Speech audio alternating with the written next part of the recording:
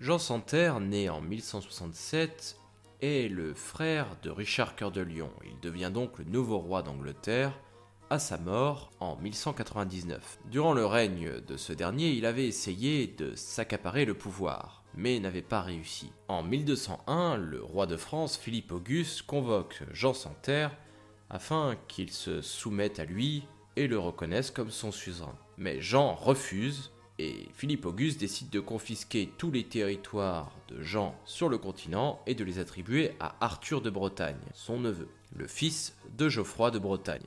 La Normandie fait cependant exception à la règle, puisque le roi de France décide de l'attaquer pour se l'approprier. En 1202, Arthur, qui était alors âgé de 15 ans, va alors assiéger la ville de Mirebeau, où s'était réfugiée sa grand-mère, Aliénor d'Aquitaine, qui soutenait évidemment son fils Jean Santerre. Mais lors de ce siège, il sera malencontreusement capturé. Et il mourra alors le 3 avril 1203 dans des circonstances très obscures, certainement assassiné.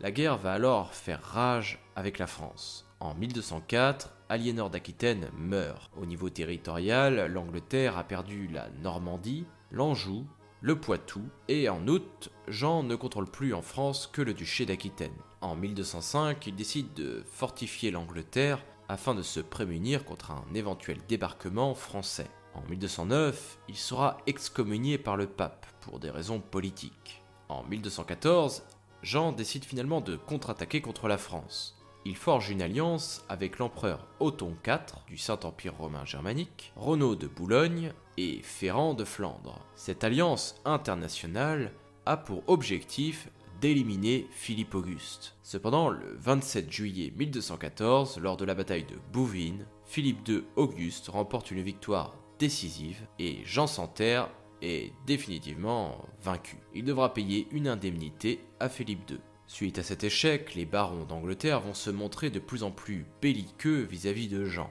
Une rébellion éclatera. En 1215, le roi sera contraint de signer la fameuse Magna Carta, la Grande Charte, un texte qui garantissait les droits de l'Église, qui évitait les emprisonnements arbitraires de la part du roi et permettait au peuple d'avoir accès à une justice rapide. Cette charte permet également d'éviter les abus de la monarchie. En 1216, Louis, le fils de Philippe II et futur Louis VIII, va débarquer en Angleterre. Il remportera de nombreuses victoires et prend même la ville de Londres. Jean, qui était très affaibli, mourra finalement dans la nuit du 18 au 19 octobre 1216. La succession reste incertaine.